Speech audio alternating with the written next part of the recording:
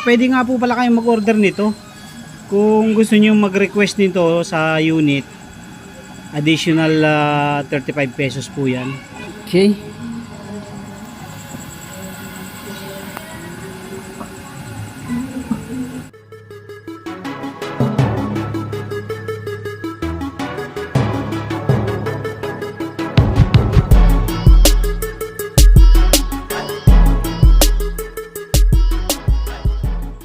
Yo, what's up mga kadoit, magandang gabi sa inyo lahat.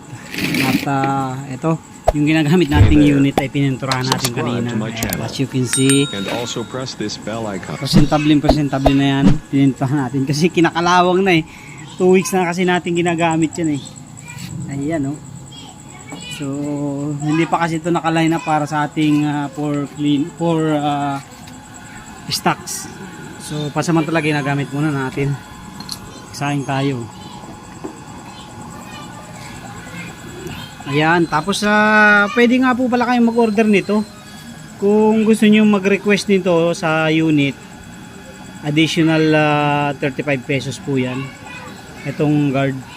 Kasi minsan, napasuot na rin yung kamay ko, nasugat yan. Yung meron din akong customer sa saan mga ba yun? La Union yata yun? La Union ba yun?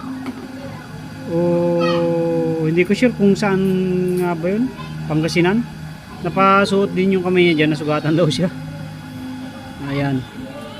Hindi pala, yung palang taga-Parian yan. Pasuot daw yung kamay niya dyan, nasugatan din siya. Pwede po kayong mag-request ito, guard, pan guard.